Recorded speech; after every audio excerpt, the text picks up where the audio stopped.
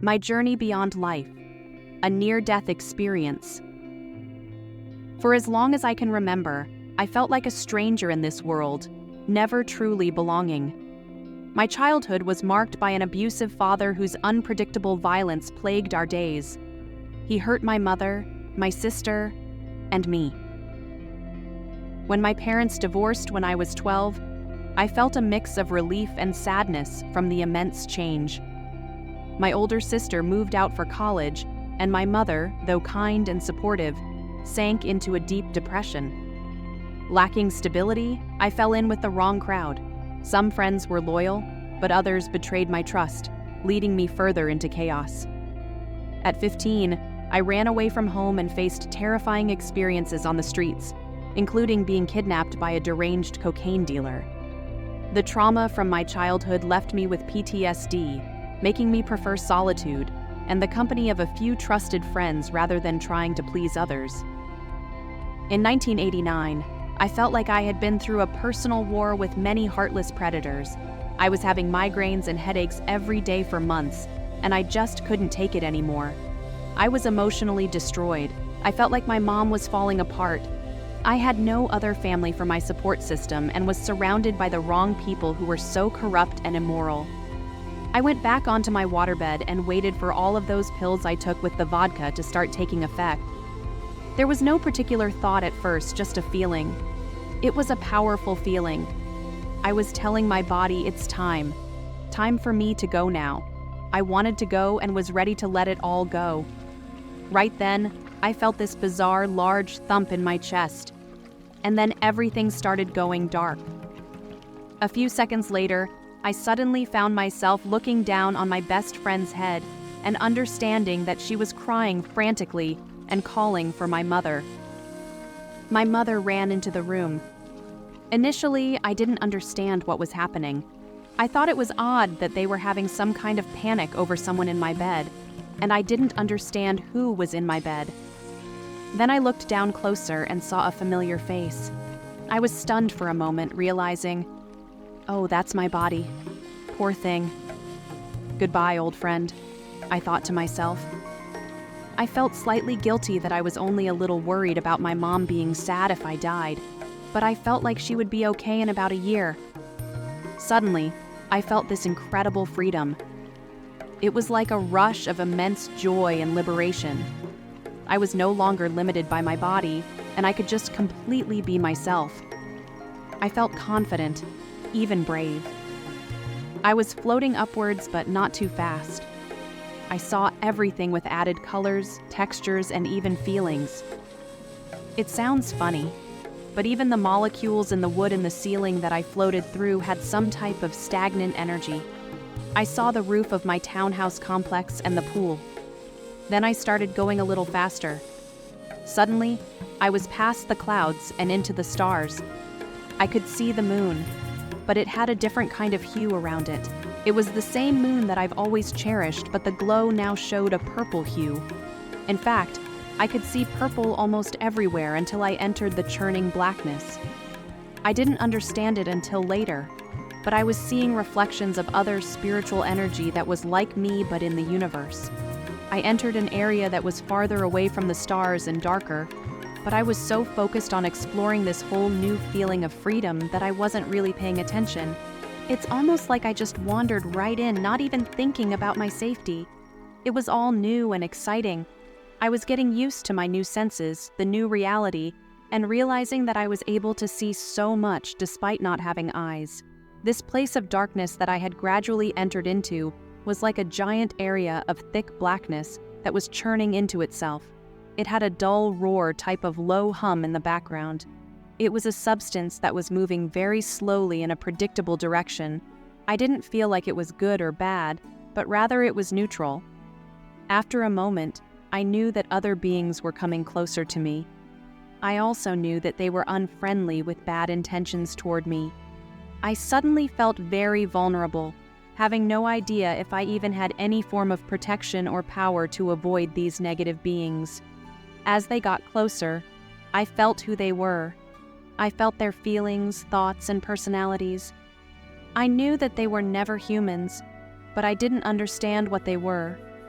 They were creatures who started reading my thoughts. I didn't want them to do that because it was scaring me. Then their thoughts and feelings started intruding on my thoughts, and I didn't want that either. I didn't know what was happening or how to stop it. The followers of the lead creature did not have eyes, noses, or a mouth. They didn't have body structures like what you would think of as typical or normal.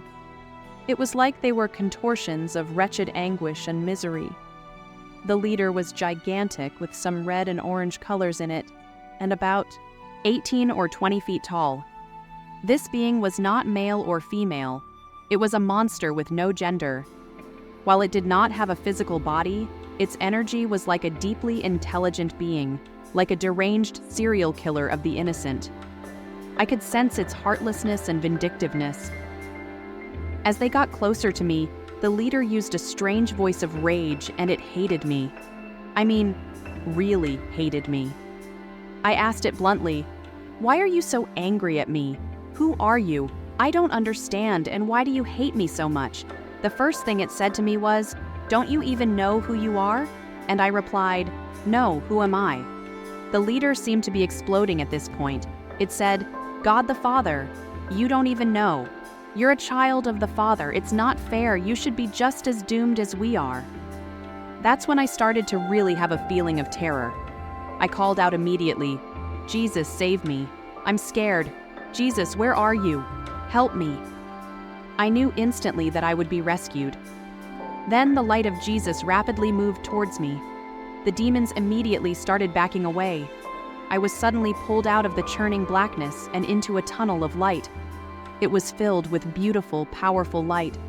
I knew I was completely safe and surrounded by love, goodness, wisdom, and authority. Jesus embraced me.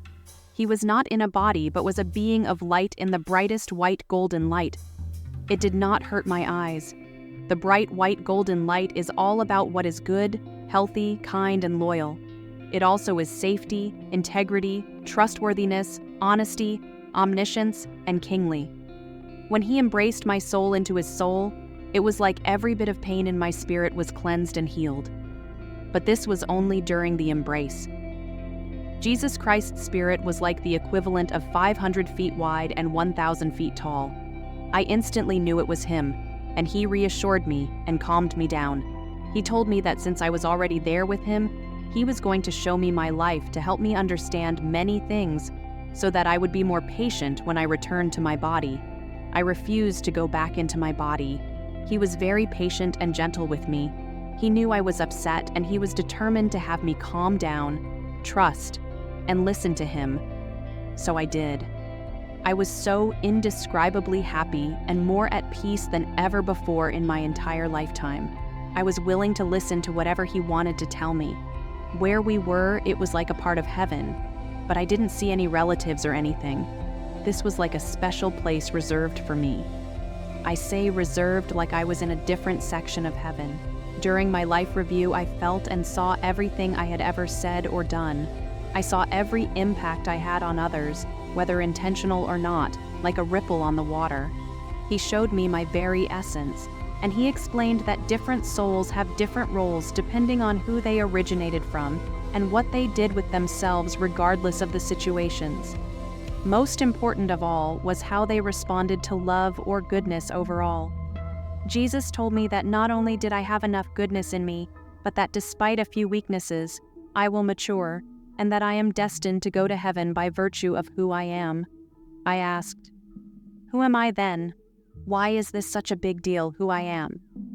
Jesus explained that there are different levels of goodness. Some people have potential for goodness and they can get into heaven. Some people are basically born with so much goodness already in them that they don't have to try very hard to get into heaven. Then there are those who were descendants of God's original energy, who God is drawing back unto himself. I told Jesus that I didn't understand God, and that I was still a little bit mad at God for allowing all of the suffering on earth. Jesus told me that it was basically ridiculous of me to be mad at God, because that's like being mad at my own arm or leg. He said that we all have spiritual jobs to complete on earth. I told Jesus that whatever my job is, I don't want it and I'm too tired to do it anymore. I feel like Jesus almost laughed. but it was like he was slightly amused and simultaneously worried about me. Jesus and I had instantaneous communication. Jesus told me that there have been many souls like me around the world whose job it is to be God's witnesses. He said that is why I go through so much suffering and experience so much evil. It is not because I am evil, but because evil wants to destroy anyone and anything that is good. Evil works through people's weaknesses. Jesus showed me part of God's order of the universe and said that the one thing I am not allowed to bring back with me is the knowledge of how it all works. He explained that the knowledge would interfere with my spiritual growth. The only thing I remember about that part is concluding that it was so complicated that there's no way anyone could understand it in the first place.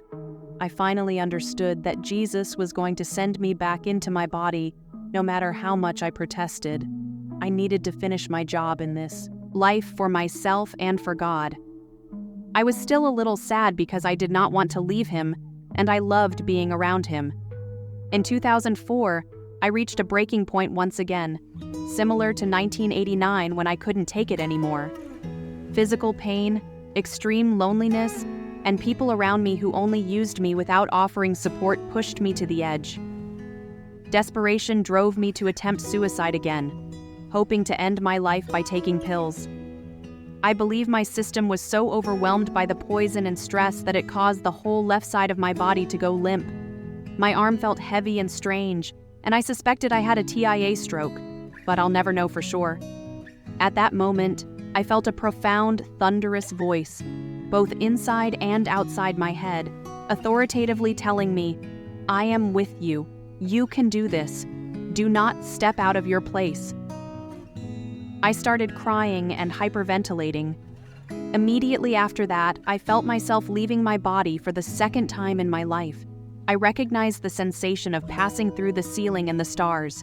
This time, seeing the darkness in the distance, I avoided it and called out for Jesus once more.